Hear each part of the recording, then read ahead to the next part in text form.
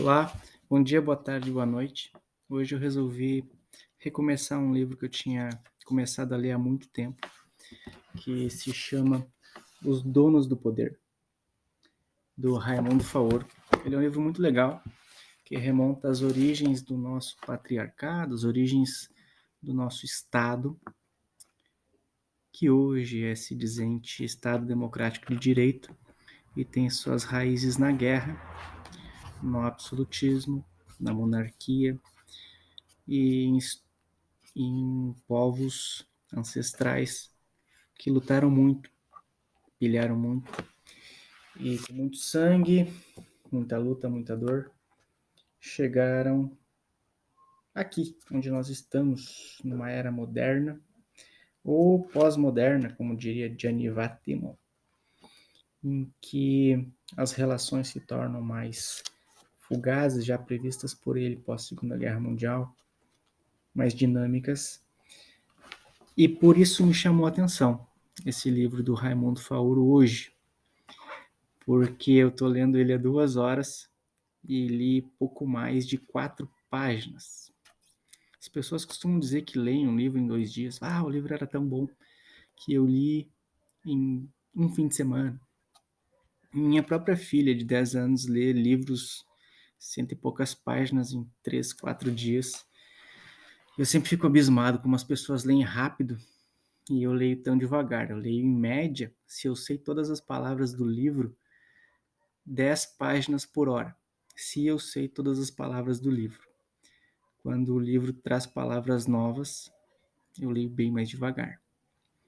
É o caso desse livro do Raimundo Faoro, que por trazer um conteúdo um pouco mais histórico, traz também palavras um pouco mais antigas. E não de uma história moderna, mas de uma história mais antiga, né, trazendo a linguagem portuguesa mais colonialista. Então eu vi umas 20 palavras que eu não conheço nessas primeiras 4 páginas e obviamente fui procurá-las no dicionário. O dicionário que eu uso é bem moderno, é o dicionário Aurélio, que é maior do que eu, mas ele é um dicionário muito bom, não é um Google, e ele traz qualidades diferentes do Google, né? Ele traz uma etimologia, uma linguagem rebuscada e exemplos diferentes do que a gente acaba encontrando no Google. E se tu tá rolando Reels aí no Instagram ou no YouTube, videozinhos, shorts, você tá perdendo seu tempo.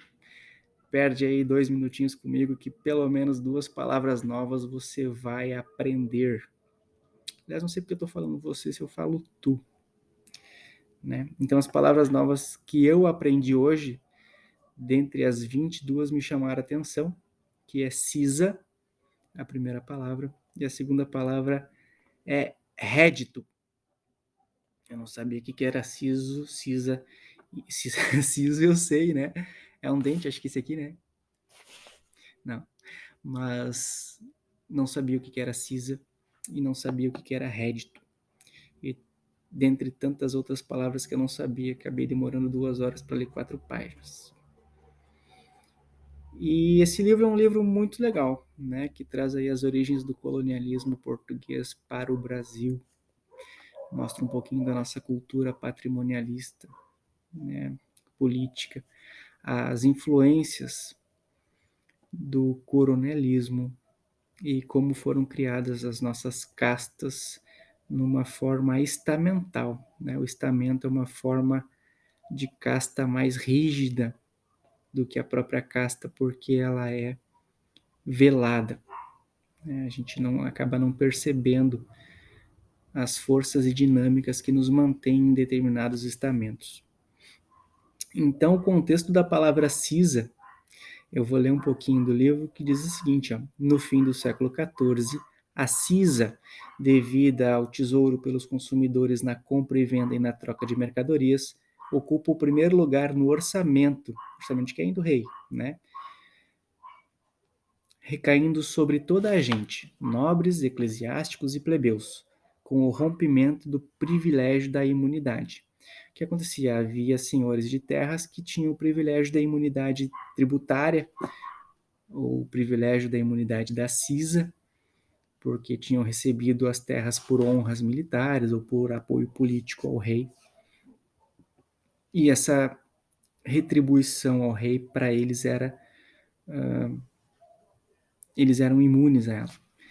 E a cisa começou a ser cobrada de todo mundo porque acabaram-se as terras que os reis podiam dar, né? Acaba ficando cada vez um recurso mais escasso e o rei não tem da onde ou quer melhorar o seu patrimônio, tanto público quanto privado.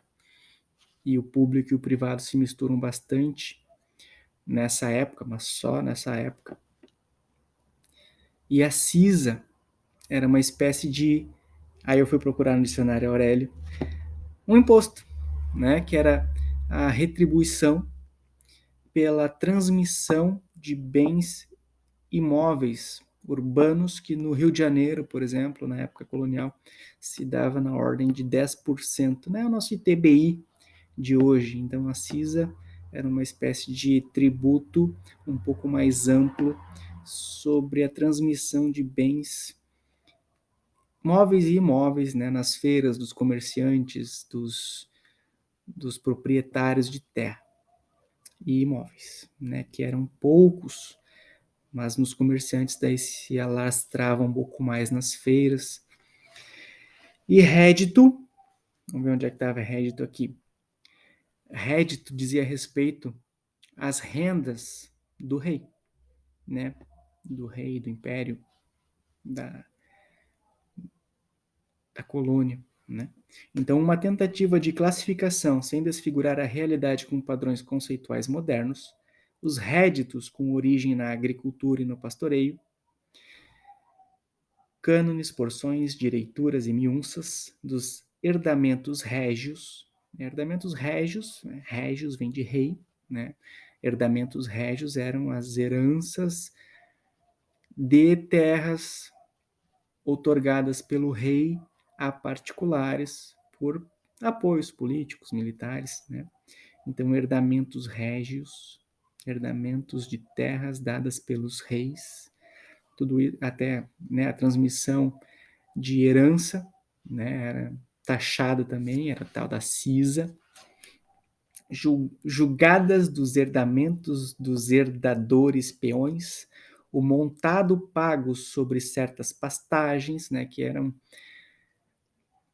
as pastagens que pertenciam às terras dos reis, eram emprestadas, arrendadas a pessoas que pagavam esses réditos. Né? O que é rédito? Aí eu fui olhar no Aurelião, e os réditos vêm do latim, mesma origem de restituído, que é renda, lucro, ganho, remuneração. Né? Rédito, aquilo que volta, né? O lucro. Redito, né? Re, de origem latina, do voltar, né? Rewind, restituir, né? Re, voltar, instituir é do status, né? Voltar ao status quo, ao status quo ante, voltar, ou aquilo que volta para o rei, no caso, né?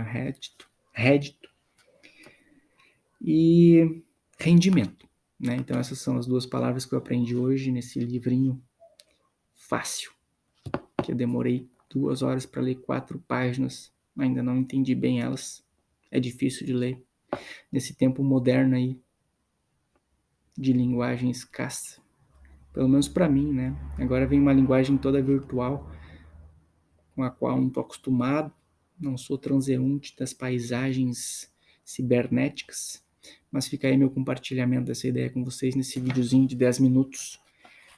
E a indicação também desse livro, do Gianni Vattimo, O Fim da Modernidade, que explica um pouquinho já uma certa predisposição da nossa sociedade desde 1970 a se tornar mais volátil, com ideias progressistas e mais do que progressistas, né? Para além do progresso tecnológico, um progresso de mentalidade, espero que se configure aí, tá bom? Fica a dica, grande beijo.